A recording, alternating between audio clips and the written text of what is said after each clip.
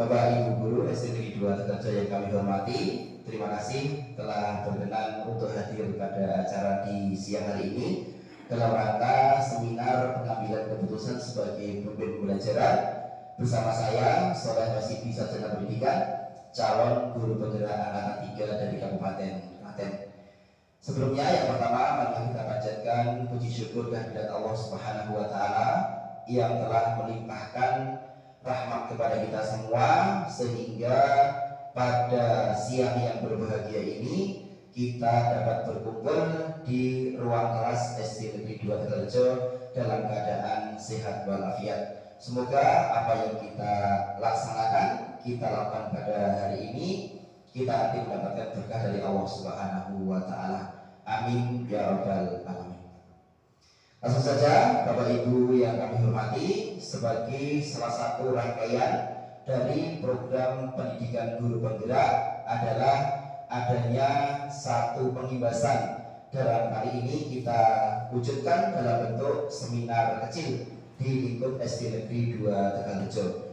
Dalam seminar ini nanti kita akan mengambil tema tentang pengambilan keputusan sebagai pemimpin pembelajaran di modul 3.1 sebagai modul terakhir dari program pendidikan guru penggerak ini.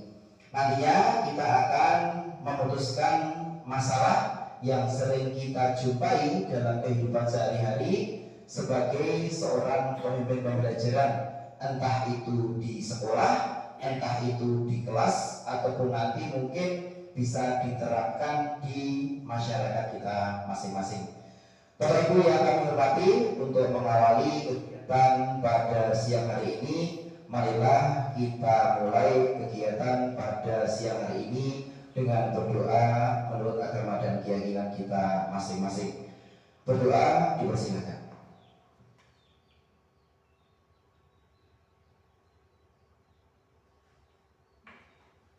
Berdoa cukup.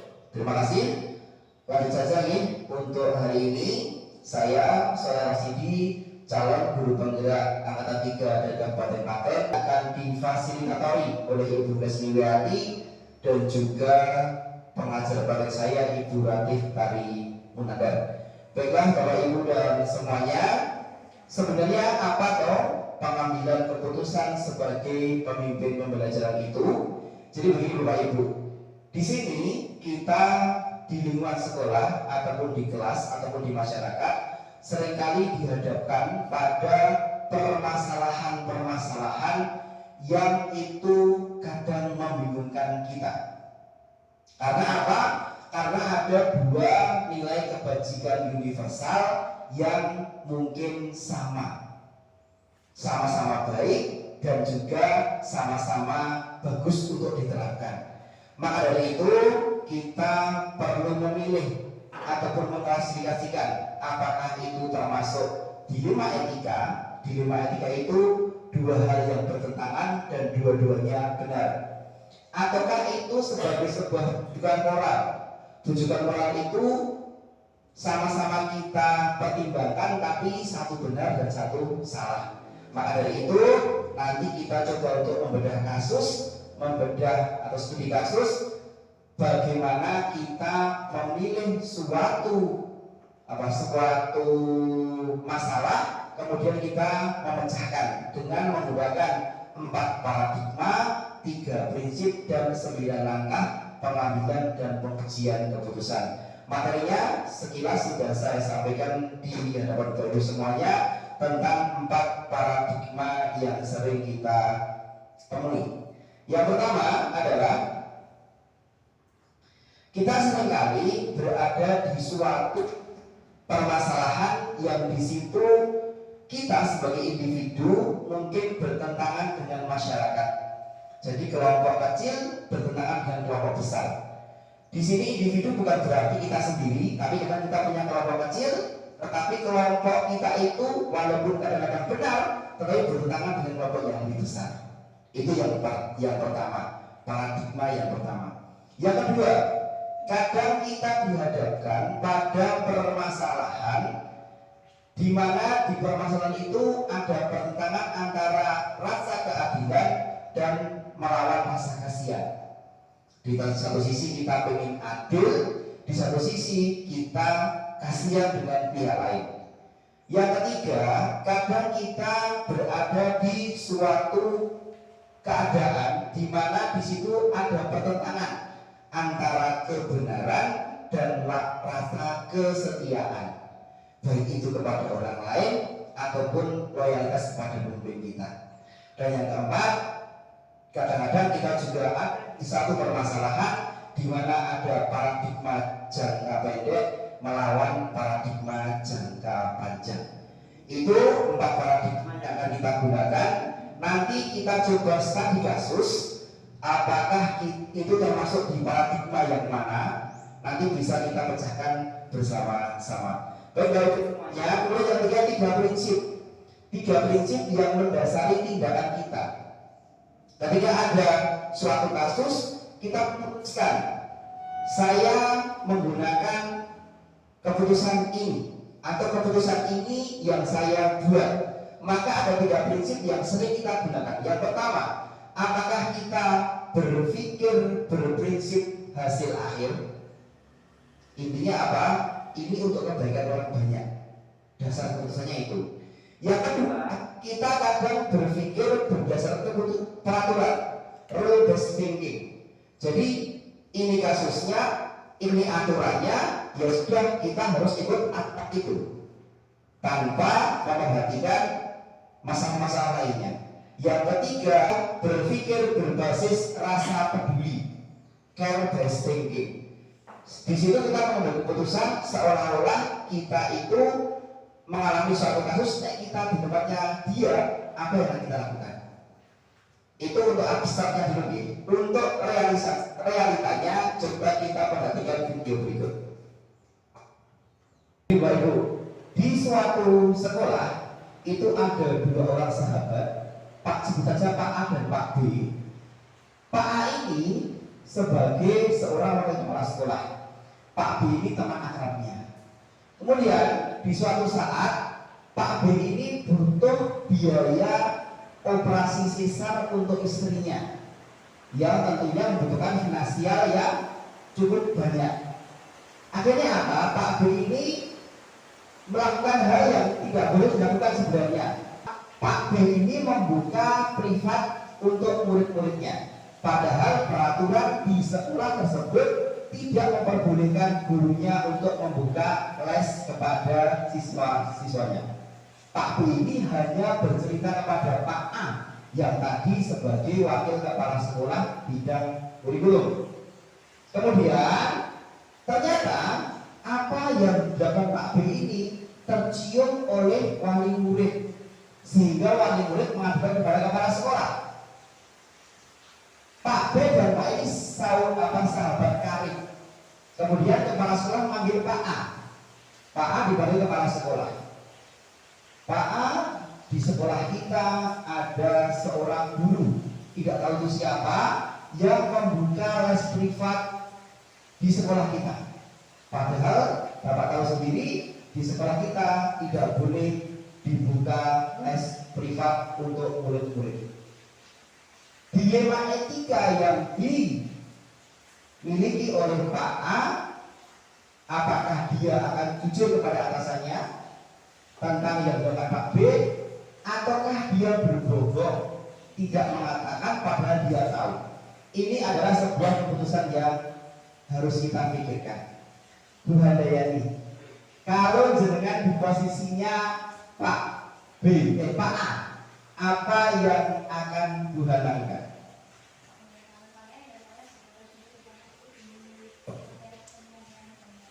Oh, kalau Bu sendiri jujur kepada kepala sekolah, ya untuk sekolah kita, maka kita jujur kepada kepala sekolah. Oh ya, jadi lebih keputusan akhirnya adalah jujur kepada kepala sekolah. Walaupun ada hubungan pertemanan di sana, Pak B tadi sudah melek, bukan jangan ngomong siapa-siapa ya, hanya bukan yang saya kasih tahu kalau saya itu bukan, tapi buat tetap ya. Oke, terima kasih Mbak Hana. Kalau Mbak Hana, apa yang akan dilakukan jika menjadi Pak A? Yang Pak Wakil Kepala Sekolah tadi, yang ditanya tadi.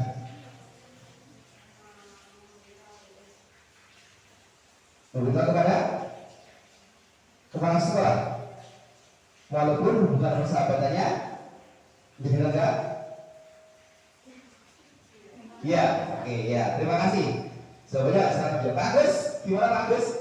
Ya, karena beritanya sebagai pakar, itu kemudian yang saya ambil karena sudah ada wali murid yang melaporkan kepala sekolah, yang kita memberitahukan kepada kepala sekolah dengan memberikan informasi juga kepada guru yang bersangkutan bahwa kegiatan yang sudah dilakukan itu sudah diketahui oleh kepala sekolah.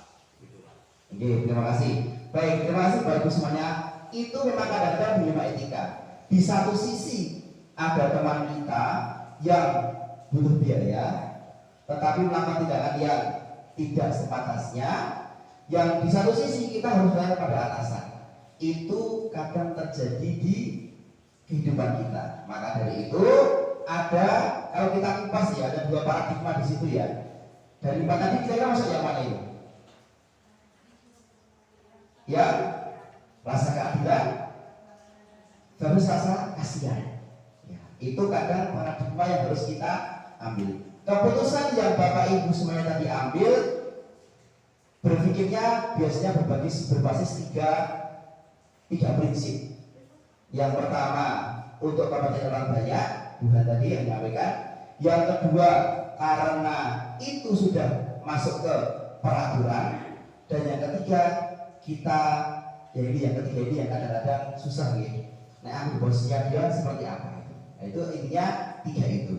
Kemudian kasus yang kedua, coba kita buka lagi. Kasus yang kedua. Ini ada dua bersaudara yang sama-sama dibesarkan oleh satu ibu. Yang satu adalah, yang laki-laki adalah anak angkat, yang perempuan adalah anak kandung. Yang anak-anak ini disekolahkan oleh ibu ini tadi sampai dia menduduki posisi yang bagus di sebuah perusahaan farmasi. Pada suatu hari si ibu ini jatuh sakit. Kemudian si ibu ini diberitahu oleh dokter bahwasanya obatnya itu belum ada. Sekarang baru dicoba dan belum berani memberikan. Kemudian si anak tadi itu telepon kepada si anak-anak yang laki-laki tadi itu, bertanya apakah obatnya sudah ada. Dijawab oleh anak-anak yang kedua yang laki-laki, obatnya sudah ada, tetapi ini masih dalam tahap uji coba. Walaupun keberhasilannya sudah 90%, tapi belum berani menyebarkan karena belum dapat izin. Akhirnya yang ibu ini tadi, yang anak yang perempuan tadi itu telepon, kamu kan punya wewenang di situ, boleh diambilkan satu atau dua obatnya. Kamu gak ingat bahwasanya ibu ini sudah membesarkanmu, sudah menganggap kamu sebagai anak, sudah menjadikan kamu seperti sekarang ini jabatannya. Nah, kebetulan sudah ada, ayo segera aku dikasih biar ibu bisa selamat. Apakah kamu keselamatan ibu kamu nomor 2 kan daripada jabatanmu? Akhirnya yang bapak ini tadi itu mengalami sebuah dilema. Jika saya tidak memberikan obat ini, maka keselamatan ibu akan terancam. Kalau saya memberikan obat ini, maka saya menyalahi prosedur. Bu Yanti, kalau Bu Yanti di posisinya bapak ibu, Bu Yanti pilih yang mana? Memberikan obat itu menyalahi prosedur, kemungkinan bisa dipecat dari jabatannya, ataukah tidak memberikan padahal ibu ini belum ada obatnya? Kalau menurut saya tidak memberikan obat karena belum 100% teruji. Berarti diambil opsi yang tidak memberikan obatnya, gitu. Ya, terima kasih Bu Yanti. Tidak apa ini dilema etika, jadi kadang-kadang memang harus berdebat. Alasannya apa Bu alasannya? Yang pertama menyalahi aturan tadi, yang kedua kan belum terbukti. Iya, baru 90% ya Bu ya. Oke, terima kasih. Bu Win, kalau Bu Win di posisinya Bapak tadi, apa yang Bu Win akan putuskan untuk masalah ini dan alasannya apa? Iya, makanya kan dilema etika ya. Ada rasa kemanusiaan. Iya, di sana ada rasa kemanusiaan, keadilan, dan juga. Iya. Kira-kira milih opsi yang memberikan obat ataukah milih opsi yang menahan obat itu? Obatnya jelas sudah teruji. 90% teruji tapi belum boleh diberikan ke masyarakat umum. Nah ini karena dia orang dalam yang anak tadi itu pertama merengek, kamu kan punya kekuasaan, kok ya dikasih ibu ini biar keselamatan gitu. Tapi kalau demi ibu, nah apalagi yang sudah membesarkan, sudah menjadikan dia seperti ini, ya mau aja yang bisa membantu untuk ibunya itu. Iya. Apa yang terjadi lah? Iya, oke. Ada dua paradigma di sini ya. Dilema etika. Kalau belum ambil keputusan ya dikasihkan obatnya untuk keselamatan ibu walaupun menyalahi aturan karena belum ada aturan yang membolehkan untuk menyebarkan obat itu. Tiketnya pun juga masih 90%. Semuanya punya dasar. Mbak Khalifah, kalau Mbak Khalifah di posisi bapaknya tadi, apa yang akan Mbak Khalifah lakukan? Kalau saya di posisi bapaknya tadi belum memberikan obat itu karena kan ada aturannya, jadi tidak boleh menyalahi aturan. Akan tetapi lebih baik karena bapaknya memiliki jabatan, jadi diuji lagi supaya bisa dikasihkan ke ibunya dan diedukasikan. Iya, baik. Berarti kalau Mbaknya berpikirnya berbasis peraturan ya, rule based thinking. Kalau Bu tadi mungkin lebih cenderung ke care based thinking. Bu Yanti juga sama, lebih ke rule based thinking. Ada integritas, di satu sisi integritas dalam pekerjaan, di satu sisi ada kemanusiaan, ada rasa sudah dibesarkan oleh ibu dan sebagainya tadi itu. Itu yang akan kita kupas untuk hari ini. Bagaimana ketika kita sudah memutuskan ini kebetulan saya A atau B, maka kita mengujinya dengan 9 langkah pengujian masalah. Apakah ini termasuk dilema etika ataukah ini hanya bujukan moral? Itu untuk kasus yang besar. Nanti coba kita breakdown, kita turunkan ke kasus yang terjadi pada sekolah kita ataupun mungkin bukan sekolah kita, suatu sekolah. Nih ya, studi kasusnya di sini. Baik, Bapak Ibu semuanya, kita sudah mengetahui ada 4 paradigma. Yang pertama adalah apa tadi? Individu lawan masyarakat, rasa keadilan musuh rasa kasihan, kebenaran lawan kesetiaan, jangka pendek lawan jangka panjang. Berpikirnya ada 3 prinsip. Yang pertama, berpikir berbasis hasil akhir kepentingan orang banyak. Yang kedua, berpikir berbasis peraturan. Dan yang ketiga adalah berpikir berbasis rasa peduli.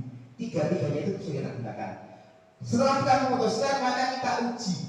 Kita uji dengan 9 langkah pengujian keputusan. Ini ada satu kasus yang mungkin terjadi di banyak sekolah. Ini langkah pengujiannya ini ya. Langkah pengujiannya nanti ada 9. Yang pertama, mengenali nilai-nilai yang saling bertentangan tadi. Nilai yang 4 paradigma tadi. Kemudian menentukan fakta, tapi yang kedua menentukan siapa yang terlibat. Yang ketiga mengumpulkan fakta-fakta. Yang keempat uji benar atau salah.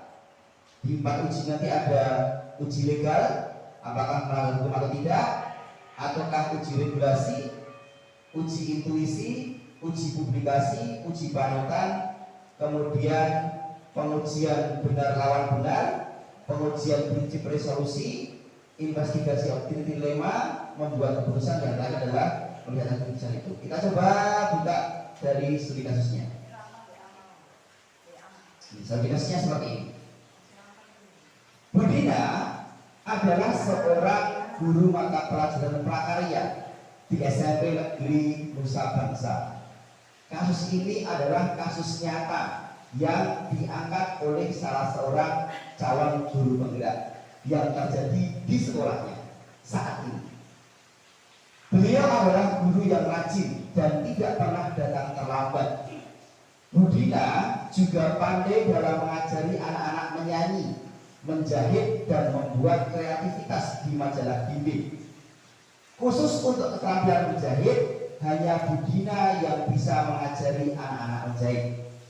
Akan tetapi, akhir-akhir ini saat pembelajaran, Bu Dina ketika mengajar hanya datang ke kelas, duduk, memberi tugas kepada murid, lalu ditinggal tidur di kelas. Hal ini membuat murid-murid di kelas menjadi gaduh.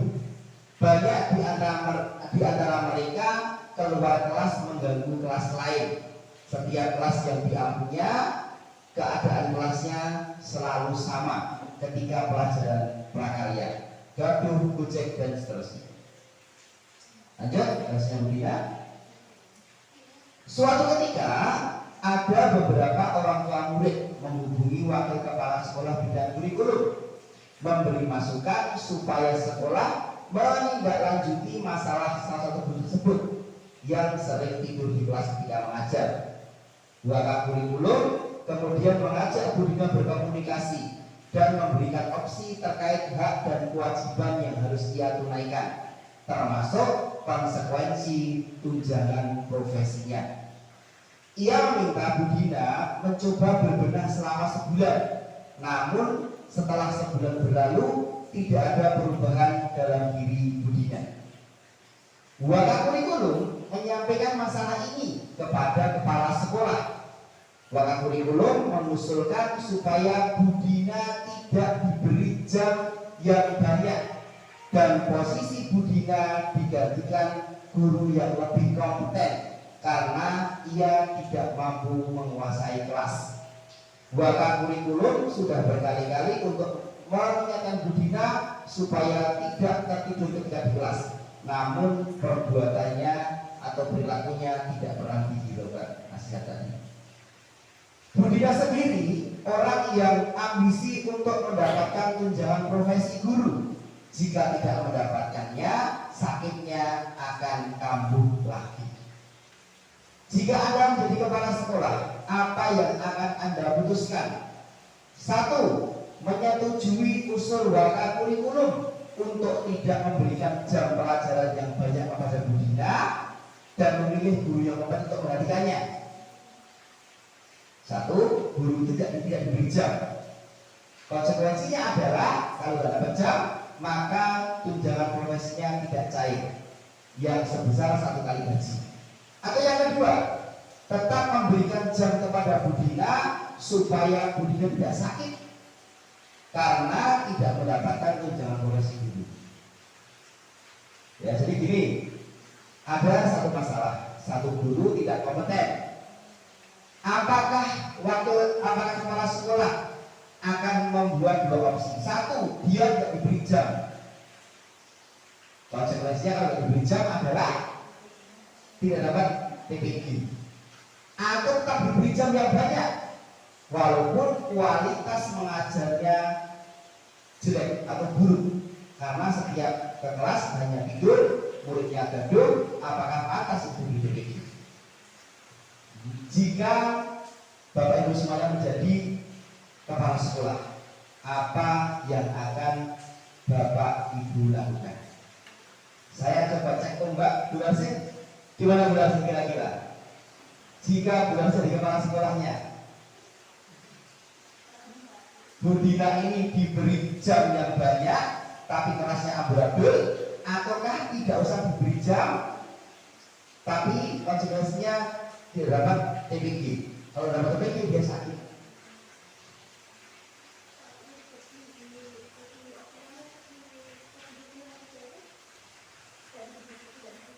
Tidak diberi jam. Iya, makanya kalau tidak diberi jam, dia tidak dapat TPG, dia sakit. Tapi kalau diberi jam, kelasnya ambil. Diberi jam,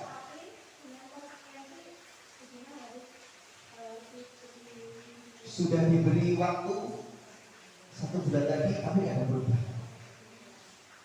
Keputusannya Kalau belas kepala sekolah apa? Opsinya tidak diberi jam. Alasannya?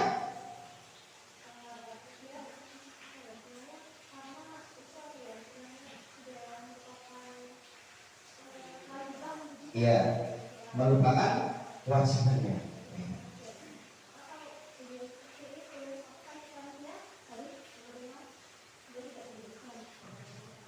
Baik, berarti memutuskan untuk opsi yang pertama, tidak memberikan jam kepada bimbingan.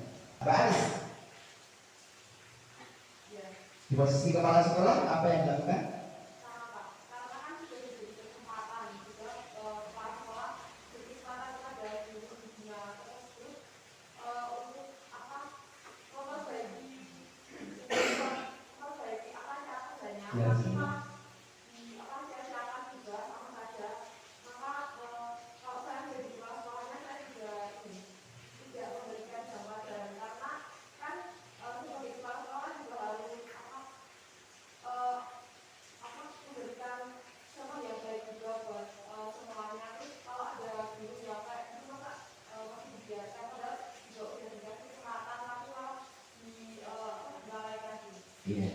Tidak diberi jam.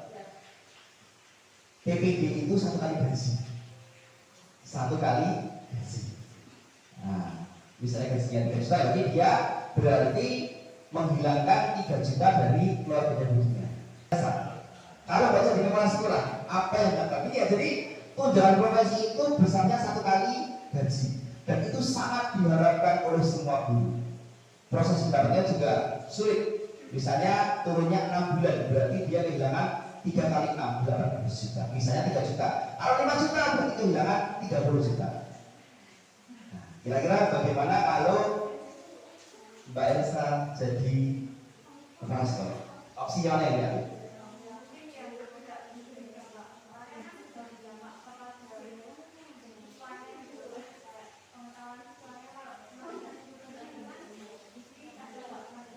Oke, baik. Itu berarti paradigma yang keempat ya, jangka pendek melawan jangka panjang. Karena kalau siswanya tidak terkondisi, maka seterusnya dia juga tidak akan mendapatkan ilmu. Baik, coba kita kupas satu persatu Bapak Ibu ya, dengan 9 langkah pengujian keputusan.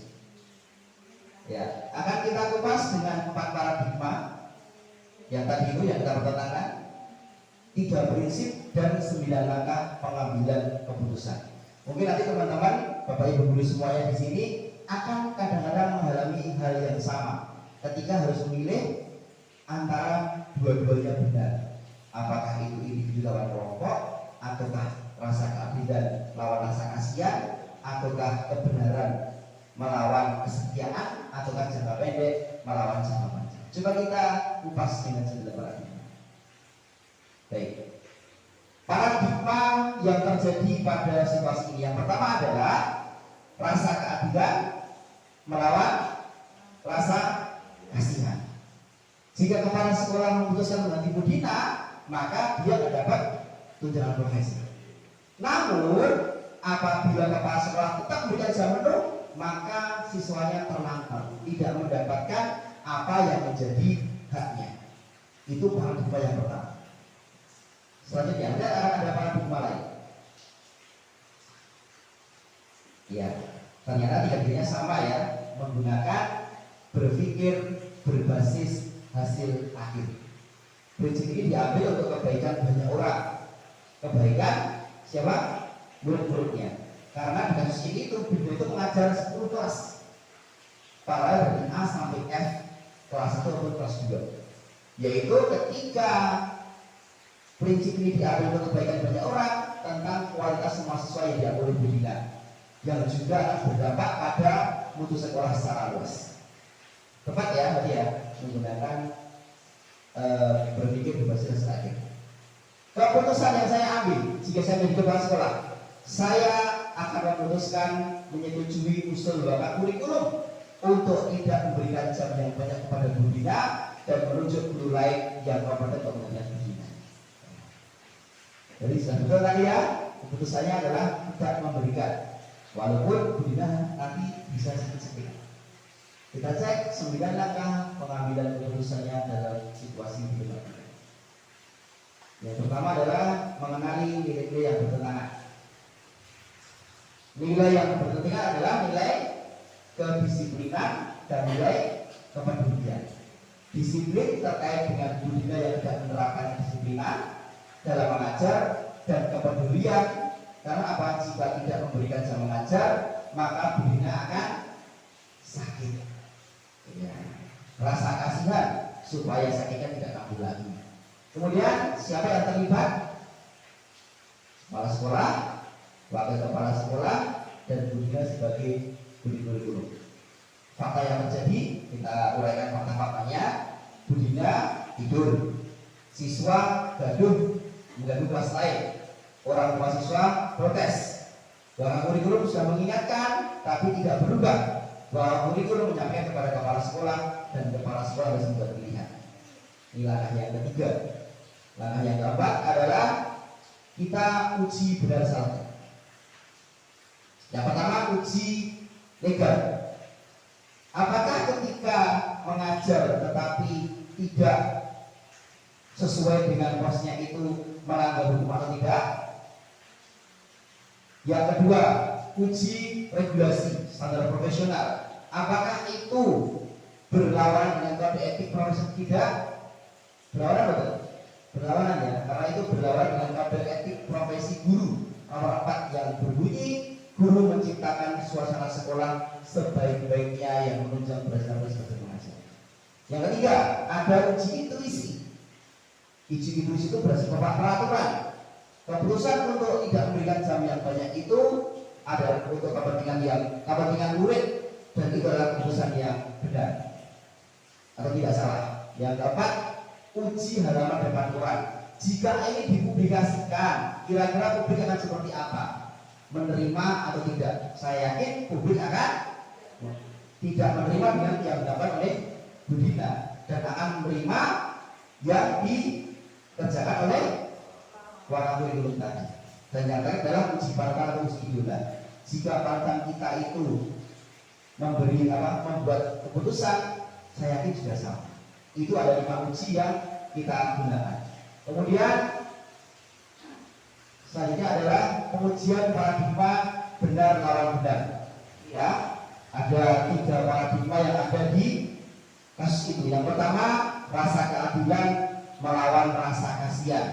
Nek orang dikei jam, mesake tunjangan profesinya hangus. Padahal besarnya berapa? 1 kali gaji. Kalau tetap diberikan, maka muridnya acak-acak. Yang pertama. Yang kedua, individu lawan masyarakat. Individu sebagai guru melawan wali murid yang sudah protes karena budina tidak melakukan apa yang menjadi pekerjaannya. Yang ketiga, jangka pendek lawan jangka panjang. Murid-murid yang tidak terurus nanti akan berdampak pada kualitas dirinya di masa yang akan datang. Itu adalah 3 paradigma yang terjadi dalam kasus ini. Kemudian mungkin akan ada prinsip resolusi 3 prinsip tadi. Tadi dari ibu-ibu semuanya menyampaikan prinsip yang kedua adalah prinsip berpikir berbasis hasil akhir, di mana kepentingan orang banyak atau murid banyak menjadi pertimbangannya. Sudah bagus. Kemudian yang terakhir adalah investigasi opsi trilema. Apa itu investigasi opsi trilema? Investigasi opsi trilema itu adalah keputusan yang kita ambil sebagai opsi yang lain. Itu yang kedua adalah mungkin kita menyarankan budina untuk pergi ke psikolog. Apakah ada kelainan pada dirinya, baik itu secara fisik atau secara psikis atau secara kejiwaan ya, atau kesehatan. Kenapa kok di sekolah tidur? Kenapa kemudian nggak di rumah? Tekan sekolah mesti ngantuk. Nah, itu mungkin yang perlu perlu dibahas. Investigasi opsi trilema. Keputusannya tetap sama ya, tetap memutuskan tidak memberi jam yang banyak kepada budina dan menuju guru lain untuk menggantikan. Dicek kembali keputusannya, kemudian kita putuskan.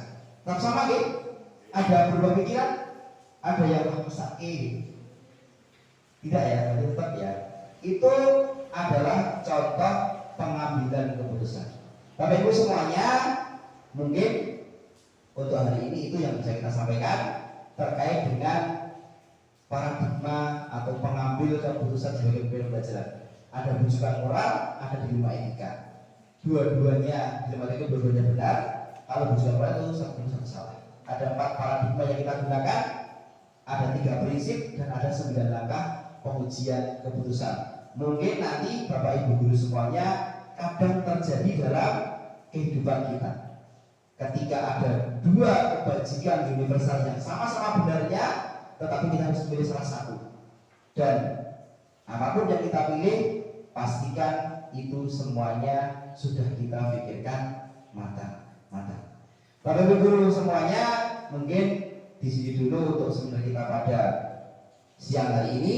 Semoga bermanfaat. Dari saya, kurang lebihnya saya mohon maaf. Assalamualaikum warahmatullahi wabarakatuh.